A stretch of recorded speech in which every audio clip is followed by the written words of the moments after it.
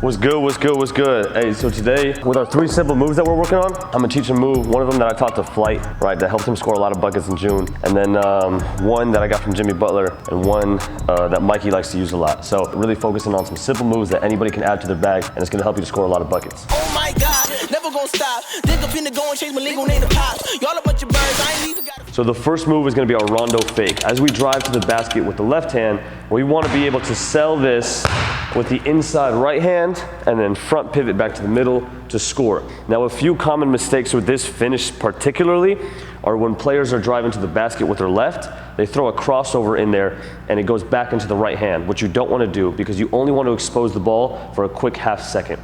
So in June, you saw me teaching this one to Flight, and he was able to score a lot of buckets like this, but of course you see Rajon Rondo use this move and a ton of other NBA players as well.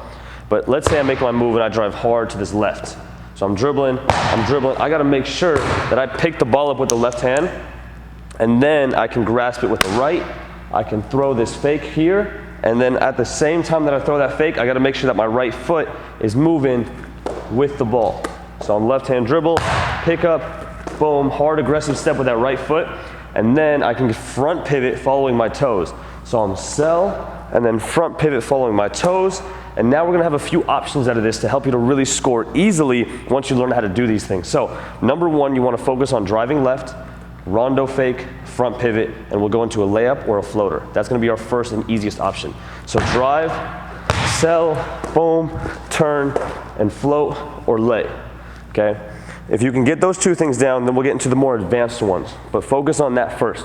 Now drive, fake, boom, turn, and fade. And you see a lot of players use this one as well as they drive to the basket, move that defender, hopefully get them to jump. But if they don't, then that fade option is there, and we're so close that it makes it easy enough to be able to knock that down. So one last time, I'm drive left, pick it up with the left hand, quick fake with this big step, turn, fade, layup, or floater. Now, as you get advanced with this, you start to get to use your feet, and your defender cannot predict what you're about to do. So your ability to pivot will never stop. You can always continue to pivot. As I get here, I can even go 1 to the basket, 2 away from the basket, and now hopefully the defender jumps on this one, and I'm going up and under and finishing that left hand right there. So just making sure that you stay with that consistent pivot. So left foot's pivot foot, I'm right, right, and right. And if I need to do it again, I can do it again, but it allows me to have unlimited options there to be able to attack the basket, fake them, score, or fake them, and score.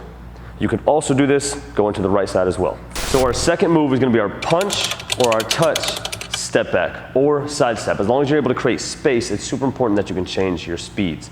So with this move, you see players like Jimmy Butler, Bradley Beal, Jason Tatum use both of these variations a ton, and even James Harden as well. But what I'm gonna do is, and you can play this out of the triple threat, I'm gonna punch that ball straight down, and as I do that, I gotta make sure I'm lunging out, right, left.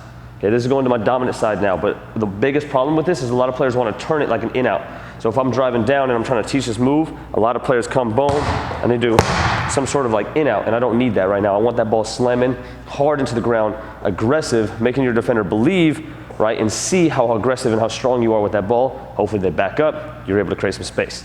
So I'm drive, boom, punch it, right, left. Or just off triple threat, boom, punch it, right, left. Now you can notice how I'm ripping the ball back into my hip because this, boom, is pulling it to protect it, and then I'm straight into my shot pocket. But even if I go left, same thing, boom, I'm ripping it, pulling it away from defense, and then I'm straight up into my shot pocket, making sure I'm protecting that ball. Now, again, the most important thing is change of speed. So if I'm in triple threat, I'm here, boom, quick. If I'm dribbling, right, and I'm driving to the basket, boom, boom, boom, boom, boom. But you see that little pause, right? So Kyrie Irving won the NBA Finals with this move because he had a little bit of a pause. He's able to slam that ball, had the defender on their heels. But you can do it off the triple threat. You can do it driving to the basket, boom, or you can do it off a size up. So, and just punch it, pull that ball, set your feet, and get straight into your shot. What you see Harden do, and sometimes a few other players do, is they actually get rid of that slam. So it's a bit quicker, just different timing. So instead of going slam and space, it's boom, space, and shot. And so the more that you can change up your rhythm, you can keep the defender on their toes. The third move that we're working on is going to be our spin move and our half spin. And the reason why I'm putting both together is because it's so important that your moves and your counters look and feel the same. So what we'll do is we'll start with our right-handed spin move. You can do it up top in the perimeter, right here. This can be the move as your defender reaches or as you want to reject a screen. Your quick right hand and right foot spin, making sure you throw that ball back in front of you. It's one of the most common mistakes with a spin is that a player will go here, dribble, dribble, and dribble, and just taking multiple dribbles across that spin move. So let's make sure that the ball's in front of us, and then again, in front of us. This way we're able to push forward, get downhill, get into our moves, get into our counters, whatever we need to do off of this spin move. So that's number one, is just using that in the perimeter. Now, you might start driving and get a couple feet inside, and then the defender tries to cut you off immediately. So maybe I hit them with a good move, I'm driving this way, and they cut me off. So I gotta be able to quickly, boom, spin, and then get to my spots. As long as I make sure that there's good enough space, that there's no double teams, it's totally okay to play with your back, because any other move, players can hand check you when you go behind the back. I'm sure it's happened before. A player hand checks you through the legs or a crossover. Sometimes you shift people and they try to use their hands to recover or to hold you or stop you from getting to the basket. So with a spin move, you cannot be hand checked. You just got to make sure that you're doing it right and that you got enough space and there's no help side coming to rip it from behind. Now, of course, you can do it with the left hand. Boom. Same thing going in the middle. However, when you get close to the basket, you cannot take that dribble afterwards. So if I get to about here in the paint, I gotta make sure it's dribble, and now I pick it up and then finish. So if you're further, you're gonna go ahead and take the next bounce off the spin move. If you get closer, you just wanna go ahead and spin, pick it up, and finish. Right, so I'm here, boom, spin move. I get too close, I'm spin, pick up, and finish. And always finish your spin moves off of 2 feet, as it gives you more options to play with your up and unders or your pump fakes. Now that you feel comfortable with your spin, our half spin will look and feel exactly the same. Ball in front, boom, right hand, right foot. And it's not necessarily gonna be in front, but I wanna sell that with my shoulders. So I'm here, 1, 2, and then push back the same way. So 1, 2, and push back this way. Again, maybe someone cuts you off to the basket. I'm drive, slam, drop, and then continue to push middle.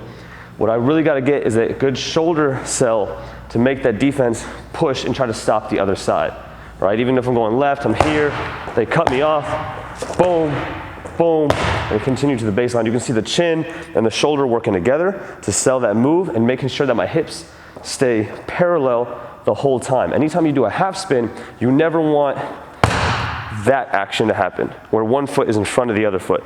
They should always be, boom, pretty in line with each other throughout your move. So get comfortable with that spin outside, get comfortable with that spin inside, and get comfortable with your half spin as you attack the basket to make sure that you have a counter that works and feels exactly like the original move. We hope you enjoyed today's video, so make sure to hit that thumbs up button if you did, and subscribe as we're dropping new videos every single week. So make sure you hit that notification bell.